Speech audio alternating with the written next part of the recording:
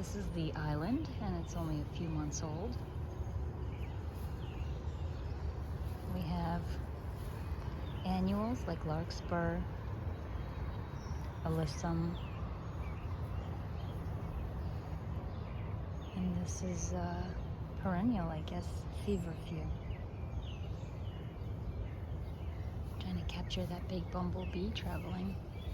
And I moved this biennial foxglove too. But usually the alyssum has a lot of insects on it. And there's yarrow in here. And that orange is a Siberian wallflower. So this is the alyssum, royal carpet. It's a lavender and white. We have some sweet William that will bloom next year. This is just greens.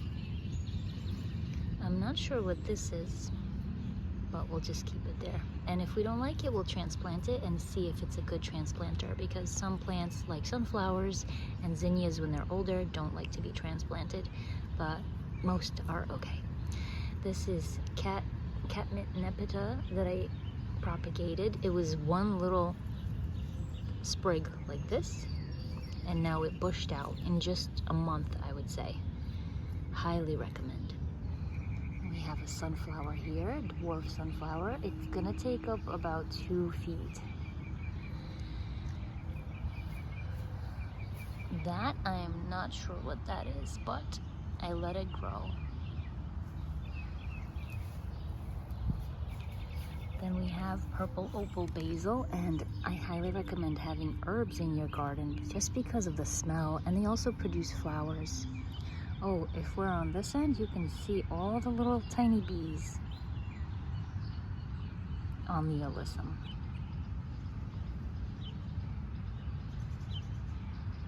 They love alyssum, so I have to plant more.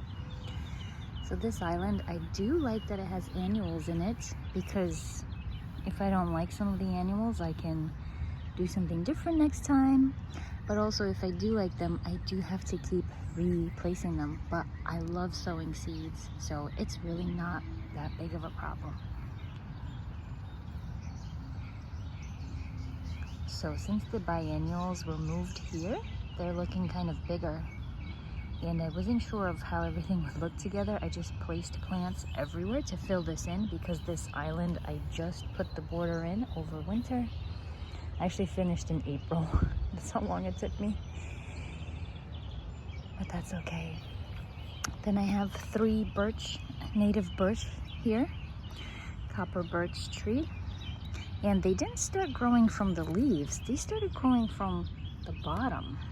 But it's a gorgeous copper color.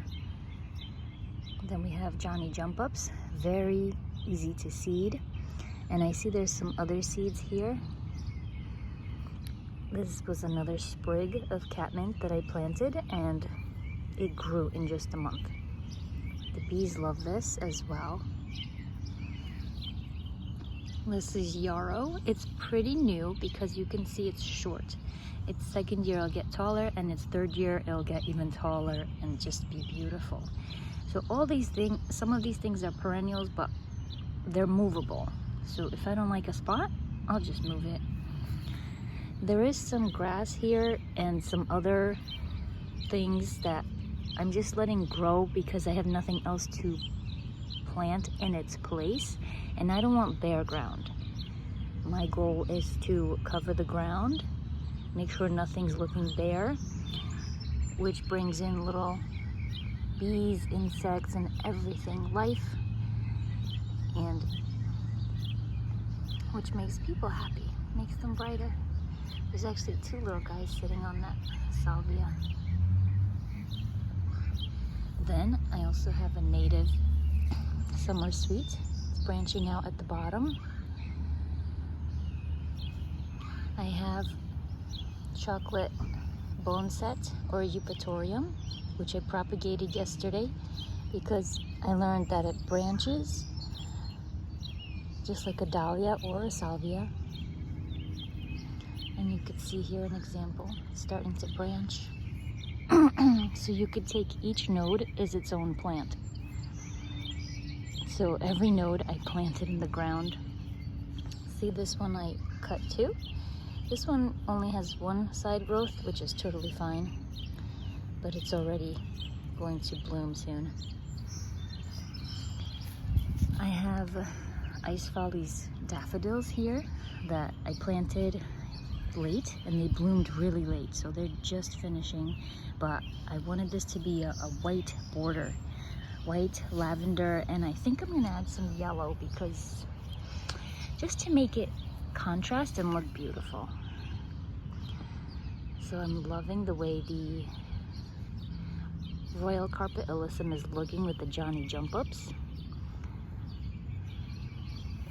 This feverfew is a little too big for its spot here, so I'm gonna move it later. You can see how big it is. It's about 2 feet tall. The pollinators love it too, especially these kinds of insects. I have also sedum here, which every time it grows a little bit, I just pop the top off and place them in the ground. So propagating usually goes well when it's a bit shady, because when it's not shady, the little things don't have enough water and reserves to survive. But when it's a bit shady, they do really well. And you could see once I pop the tops off, the sedum just multiplies and grows a whole bunch of other growth. So you could see the little insect trying to get on that. Oh, there's 2 on there. They're on a pansy. And this is my favorite color pansy, dark purple with a yellow center. And I guess I transplanted all kinds of things here because I have Rudbeckia, and then I have Yarrow the Pearl, which is very interesting and different than the regular yarrow. I have annual cosmos here. I have peonies in here for the spring, so this will be a 4-season type of deal.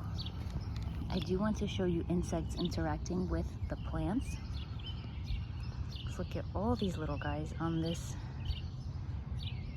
feverfew. It's not native, but the little bees love it. Those tiny little ones. So this is a good combination here. We have the purple pansies, the lilac alyssum, the Johnny Jump Ups to bring in the yellow. The feverfew makes it really bright and cheery. I also have irises that bloomed. They were lilac color too. I have so many plants in here, but they are all movable. And this yarrow is just stunning. This is its 3rd year probably. I keep dividing and propagating. And the larkspur popped up. Well, I probably planted it here, but it looks so nice in the white, yellow. Trying to get it to focus. White, yellow, purple. Mostly white with a splash of purple. It's just a few months old. So I'm also seeing what colors the yarrow comes out, and this one came out pink. This is probably Love Parade yarrow. I have the May night salvias, so easy to propagate. Then I have zinnias here that I keep pinching, so it will delay blooming, but it will have lots of branches. So I do want to continue this pattern of Johnny Jump Ups, alyssum,